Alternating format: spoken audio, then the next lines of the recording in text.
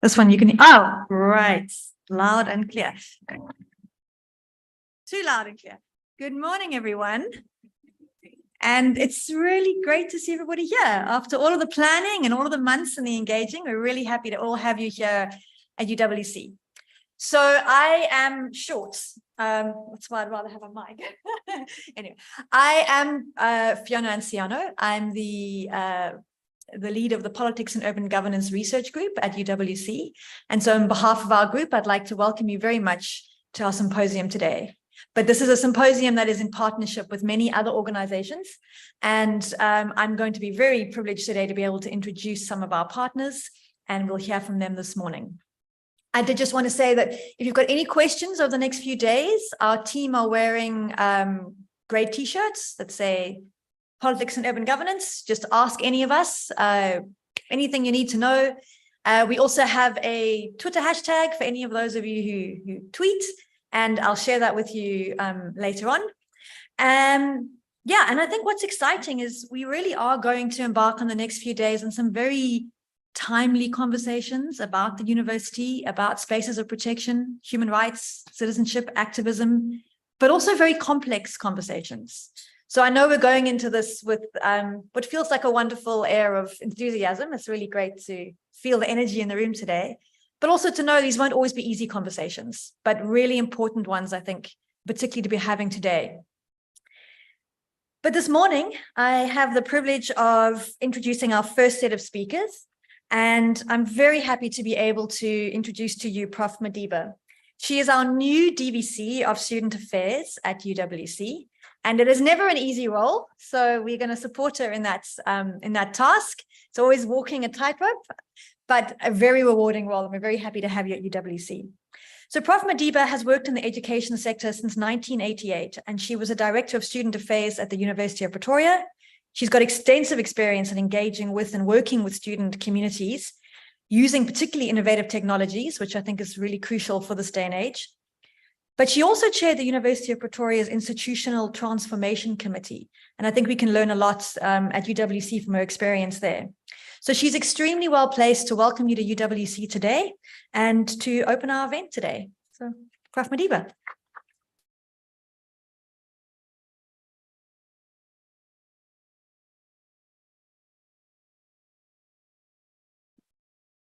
Good morning. I must say, it doesn't feel new anymore. Actually, I feel like that protection of being new at UWC, which has been my punchline for long, is now expiring. To the UNESCO Chair in Protection of Human Rights, Paul Grady, to Prof. Fiona and colleagues who are our hosts and are organizing this symposium, the director of the Open Society, Rema Lunga, founder of the Treatment Action Campaign, Zaki Ahmad, esteemed scholars, distinguished guests, students, student leaders, partners of PUG in support of this symposium, hearty greetings. It is really a great honor for me, and not just the honor, but I come here with very high expectations. And that is the place from where I welcome you to this symposium on universities, the sites of protection for democracy and human rights. I highly appreciate a gathering of this nature because it serves as a platform for all who care to participate, to delve into the vital role that universities play and have to play in upholding the values that form the cornerstone of democracy in society, a role that should not be underplayed. Protecting democracy and defending human rights requires partnerships and collaborative relationships. And it is heartwarming to see that there are partners who support PUG. It also requires the creation of spaces like this, and of course, not as a hit and run, once in a blue moon type of engagement. There must be some continuous engagement. And that is why I am so appreciative of this today. And I'm confident that there is planning for more. It has to, these spaces have to be created because we need to, in these spaces, create room for collusion or for colluding together and for collusion of intellectuals and activists. There must be a meeting of both. Our universities should continue to provide platforms of this nature on a continuous basis. And we must make sure that work of this nature really thrive. I was so happy to hear of some names that will be part of the program in terms of speakers and panelists, and the names that I could, identify, the names that I know are people who have been working long and hard in this space, and they've been doing their best to make sure that we end up with intellectual tools and intellectuals ways of knowing and of being in terms of, doing this kind of work. And I think we need to acknowledge what they have to share, pay the bum price, engage with them, and learn. But then coming back home here, the story of the making of UWC is often told as an institution that was openly declared at some stage as the University of the Left. Prof. Premesh Lalu, in the book that is named Becoming UWC, provides an exposition of this declaration and some of the criticism it attracted. I am glad that much has been put on record, lest we forget. UWC holds a storied history of being at the forefront of fighting for democracy in the country. And from the time that it was established during the apartheid era, it emerged as a bastion of resistance against racial segregation and oppression. From its inception, the university was committed to providing access to education and access to all, regardless of those constraints that were being placed on it. And during the apartheid regime, UWC, of course, faced a number of significant challenges, but there was a clear commitment to fight for inclusivity. The apartheid government viewed UWC as a threat, and they did whatever that they did at that stage, but there was this commitment to keep going after the system that wasn't just. And despite being under constant surveillance and facing various restrictions, the university continued to champion academic freedom, human rights, and democracy. And throughout the apartheid years, UWC became a beacon of resistance, attracting activists, academics, students, and student leaders who were also committed to challenging the unjust system. It served as a focal point for intellectual and political dissent, nurturing leaders who played pivotal roles in the anti-apartheid struggle. This is the type of identity that cannot be lost. It has to be sustained, and we have to intentionally and consciously do the kind of work that will take us to that level of commitment, if not better. There are many reasons why this type of work has to continue, because as much as universities and African universities in particular have continued their collective efforts to strengthen democracies and defend human rights, we know there are many attacks against democracy, against human rights, and they come in various forms. And because they keep on coming, we cannot relax. We also know that there is some kind of even obvious democratic backsliding of powers that might be powers that are supposed to be using their power and authority to, deepen democracy and protect it and strengthen it. We are aware of those backslidings. And because of those reasons, we really have to get at work and continue work of this nature. It is the reason why activism in the defense of democracy has to be strengthened, and it has to be steeped in academic inquiry. Universities are spaces, the right spaces for such work. We should do more to enliven academic inquiry that supports activism around the defense of democracy and human rights. Activism that is not steeped in academic inquiry, that does not pay the price of deepening itself in debate, will fall short of the tools, ways of doing what it is supposed to do. Editors of the book, Dynamics of Building a Better Society, have put it to record the words of the former VC of the university, Prof. Brian O'Connell, when he argued at some stage as they were applying for some institutional university cooperation program, that the vision and mission of the university, referring to this university, was that of creating a sense of co-responsibility among all humans. And especially if we are to confront, successfully so, the already threatening challenges to our physical, but also our social environment. He argued that our future as a species depend essentially on the success of our collaborative relationships as humans globally. And in what he was saying, he was making a call and challenging everyone towards care, but also towards open perspective. And to me, that is what is at the heart of the work of protecting democracy. And I see such work sitting at the vision of a university like this. And that is why I am convinced that we should make sure that the commitment on this work continues and actually even takes higher levels.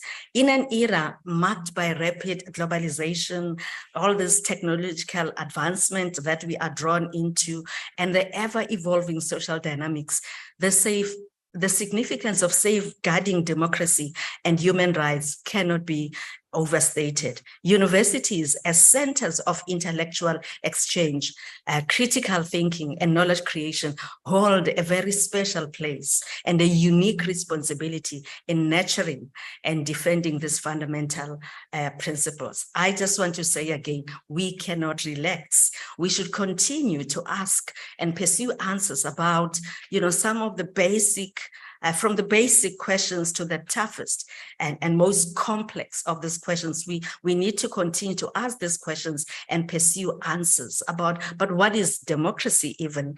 And why does it need defending? Who is attacking? And it should be clear that at the other hand, at the receiving hand of these attacks, we are talking human lives. So that makes it even more critical. But in today's culture, there is a lot of misinformation and fake news, and you can be misled if you do not pay attention, especially to academic inquiry and that type of debate.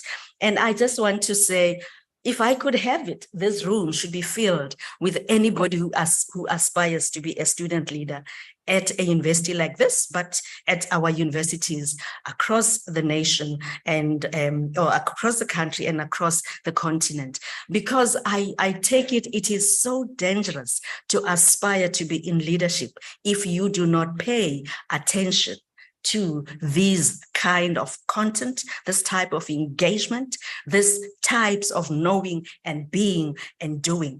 And the leadership can be something else if it is not underpinned by this type of engagements. Throughout history, universities have stood as beacons of enlightenment, offering a haven, I guess, for perspectives and free expression. But we know in our day and in this era, there are some things that are becoming so critical, and universities have to step up. That is why we mustn't take and create platforms like this as a hit and run. It must be our way of doing. And I want to challenge, especially student leaders, if there is anyone in the room who identifies themselves as such, that this should be their place, their space, and this should be their ongoing engagement. Throughout the course of the symposium, I believe that you're going to be spoiled to, various ideas that you have to grapple with. Do your part, enjoy yourself, make sure that you learn and grow.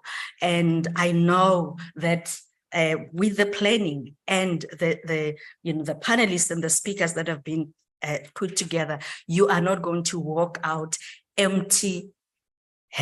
Now, maybe I should be saying empty-headed. With respect, I am convinced that you're going to walk out of the symposium, with a lot that you would have taken.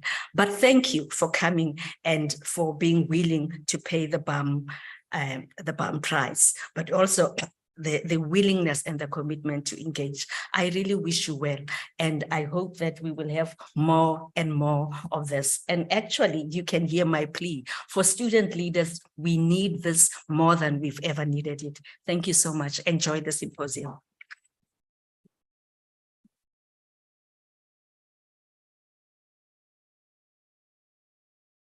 Thank you, Prof. Maliba. So this symposium and this event has come together really through the true meaning of partnership. I know we talk about partnership, but honestly, there have been so many different people who've come together to help us think through what we want to do here, who to include, and how to ask the right kind of questions. Obviously, the UNESCO chair, which I will introduce Paul later on, but first I want to thank one of our key partners, and that is the Open Society Foundation. So when they approached us and said, we've heard you're thinking about talking about these questions of universities, human rights, spaces of protection, can we join? We said, absolutely, please. And we were really thrilled because not only have you brought with you a wonderful wealth of key speakers and people we can learn from, but you've brought with you your enthusiasm. And it's just really good to know that they're partners in these conversations that want to share them with us. So to that end, I would like to welcome Sipasami Malunga. He's the program director of Open Society Africa. He's a human rights activist in his own right, of course, and he's previously held positions at the United Nations Development Program, focusing on senior governance and democratic governance. So again, perfectly placed to welcome us here today, and thank you for joining us.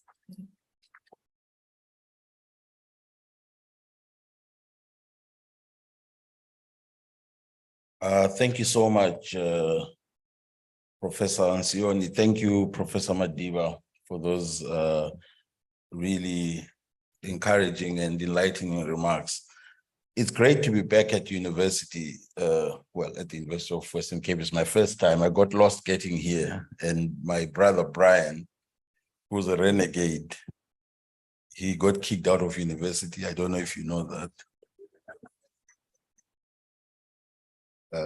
We're student leaders, but I realized that I'm not going to get kicked out. So we left that honor to him. He got kicked out, and I don't know. I don't even know if he finished his university. He actually claims that he's a lawyer, but I wasn't there to see him finish his school, but he masquerades as a lawyer. Many of us have really rich and memorable histories with universities. It is a place where our minds got sharpened. It is a place where we first learned to defy authority, where we lived in a world of anarchy, where we just didn't give a damn about anything, including our lecturers, our vice chancellors, where we could move from a university pub where we are unhappy about the diet in the restaurant to deciding to burn the vice chancellor's car because he is representative of why our conditions are so horrible. But for me, I mean, the reality is that the university has held a special place for many of us. And we know that my topic is democratic. I'll try really and speak in under the 10 minutes I've been given. The whole question of democratic space, the universities have played a critical role across the continent. The continent would never have been liberated without our universities. We know that our greatest thinkers, those that didn't decide, those that were not smart enough to go into the bush to fire the gun, went to universities. They went to Makerere, they went to Dar es Salaam, they went to University of Nairobi. I come from Zimbabwe, by the way, the last country to be liberated through the gun. I know the South Africans think they want to claim that credit, but it wasn't the gun. We know that it only took opening Robben Island for South Africa to attain its freedom. I'm just kidding. In Zimbabwe, we went to war, like real war. Until, of course, the Rhodesians said, okay, we can talk. One of the great things about universities is that they allow us to be a bit critical about our reality. And if we're talking about democratic space in the continent, I always challenge people, you know, the cliches in the development space, in the democracy space are never ending. We've been talking about backsliding, democratic regression, how democracy is on the decline, how authoritarianism is on the rise. And I always ask people to reflect a little bit more critically even about that. When was Africa ever democratic? Question. If we're saying we're now backsliding, we're backsliding from when? What point did we start backsliding? When was Africa ever democratic? I ask this question because that's what we all say. We're seeing a rise in authoritarianism, but we forget we never inherited democracy from our colonizers. We never did. Of course, the cliches around our kingdoms were that they were autocratic, Shaka Zulu was this tyrant. What is ignored is that there was a lot of consensus around how we governed ourselves. I'm not saying it was perfect, but there were systems of governance that enabled chiefs, indunas, that enabled even the women in the communities to play a particular role. We think feminism started when post-colonialism, it did not. We all know this. There were huge imperfections, but we all know. So I asked the question again, when were we ever democratic? We must remember that what we inherited from colonialism were authoritarian, racial, and exploitative governance systems. That's what you inherited from here in South Africa, from the Boers. So question for me is, if we are measuring the trajectory of decline, at what point? And the wave of so-called wave of democratization was a shift in the neoliberal effort to instrumentalize democracy, to continue to exploit the continent. I don't want to say it in such blatant terms because it belies also the demand for democracy in Africa, which is very high. We know that. But we must also understand the perversion of democracy as an instrument for our exploitation. Because at some point in time, the Bretton Woods institutions, the economists realized you could no longer exploit without rule of law. You could no longer exploit without holding the leader who gives you the concession to mine endlessly, without limitation, without paying taxes to account.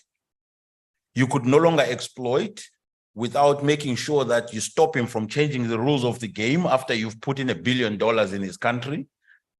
I'm not trashing democracy, but I'm saying since we're at a university, we need to think a little bit more critically. So whether it was authoritarianism, the naked authoritarianism of the 60s, in many of our countries, and the 70s and the 80s. The men in guns, the men in military uniforms governing our countries, running our economies to their own benefit and personal interests, in conjunction with Western capital. Whether that was that, the whole objective was exploitation, extraction, and maximization of profit using a governance system that was authoritarian. It was okay. There's no problem. BP Shell was still in Nigeria. So was BP was in Nigeria. So was Shell. Chevron was in Angola the entire time. They were there. When Dos Santos came in after Neto died, they've always been there. Total have always been there. They didn't demand and expect and ask for democracy because they were maximizing profits. But over time, they wanted rules to change a bit because the authoritarian model wasn't necessarily working for them as well. And the same thing with the new wave of democratization in the 90s. The question then, obviously, remember the common denominator is still profit, the maximization of neoliberal extraction. The question then was, how do we pivot? So the men in suits, the men in uniforms took off their uniforms and put on suits because now the IMF expected you to have a regular election every 5 years. The World Bank, if you don't, you're not democratic. We can't invest in you. You're not investor friendly. You have no rule of law. You don't have a constitution. You don't have alternative of government. So, okay, what you need me to have elections every 5 years? No problem. It's not difficult. I'll just win them. By all means. And initially it was very easy to just win them because all you do is you beat people up and nobody cares. And then the growth of electoral rules, no, but you can't win beating people up. Okay, but you can't kill so many people. I mean, if a few is okay, but I mean, now it's a bloodbath. So ultimately, these are some of the things we must critically evaluate. For whom are we pushing and advocating democracy, and whose democracy are we pushing? And I'm not by any means saying there hasn't been a decline in the democratic space, but I'm saying we need to look at this through a spectrum, through a real spectrum, because now we have a resurgence of coups in our continent. And the fundamental question is the contradictions that are existing in our societies. Why are our young people cheering coups? Why? Obviously, it is the failure of the democratic model. It has failed to deliver to them what they wish and what they want. Some of us were appalled when thousands of Zimbabweans thronged the streets when Mugabe was removed. But who's removing Mugabe? It's his friends. And of course, it didn't take very long. The honeymoon was over very quickly because within a few months, they were shooting people on the streets as well. So the point ultimately is that as we engage these contemporary issues that are being raised about the closure of the democratic space, I challenge us to say for who? For who? Whether it is Niger, it is Burkina Faso, it is Guinea, it is our own countries here. The investments in the electoral processes, who's putting the money and what are they going to get back for it? In Mozambique. Mozambique has been reduced to the gas and the oil. That's the only thing that matters, not Adriano making noise every day about democracy. Because the bottom line in Mozambique is that. That's why the Italians are there. That's why the Qataris are there. That's why the Americans are there. That's why the French are there. Nobody gives a damn about the ordinary Mozambican. So very, very important things to reflect about. But thank you. I just wanted to provoke. And I hope that I look forward to the conversations. And if you can, maybe just give Brian a place to finish his... I don't think he actually finished. Thank you so much, colleagues.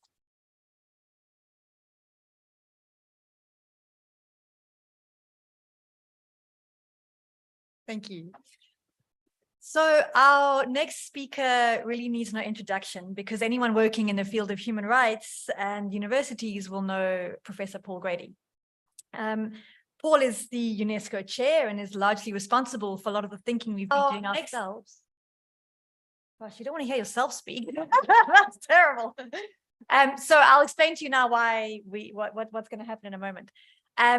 But just to say that Paul is currently the UNESCO chair on the issue of protection of human rights defenders and expansion of political space.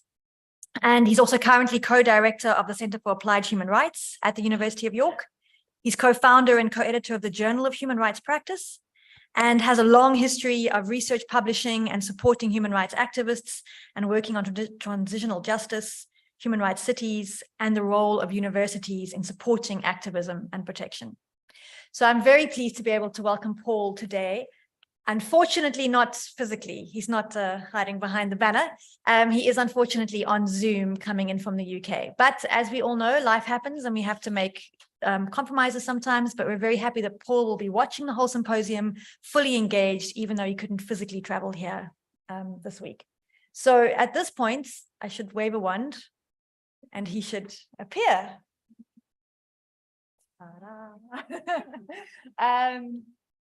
So we're just trying to, while we're waiting for Paul to come on, I'm just a couple of housekeeping things. We are live streaming on a YouTube channel. And so if obviously only we up here are being seen. So if anyone doesn't want to be seen, don't come and stand here. We are also going to have some videoing of the event over the next few days. Anyone, when you're being filmed, if you don't want to be on camera, please just let us know. We'll be very sensitive to anything like that, but we'd just like to be able to capture what we're doing today and create a repository of information. Yay. Okay, on that note, no, we'll be very sensitive to anything like that, but we'd just like to be able to capture what we're doing today and create a repository of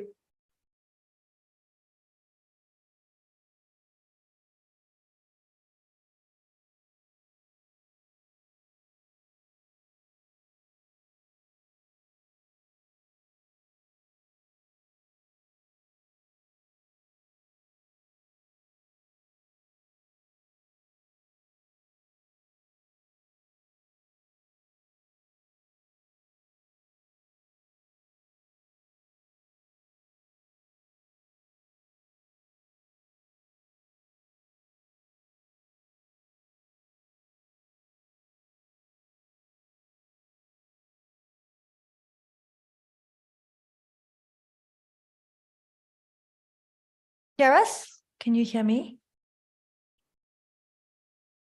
Okay. Yes, I can hear you. Great, we've got you. You're Can you hear me? hear us? Can you hear me? I can hear you. Can you hear me? Okay. Yes, I can hear you. Great, we've got you. Can You're you hear me? Okay, there was an echo. hear us? Can Yeah. you hear me? I can hear you. Can you hear me? Okay. Yes, I can hear you.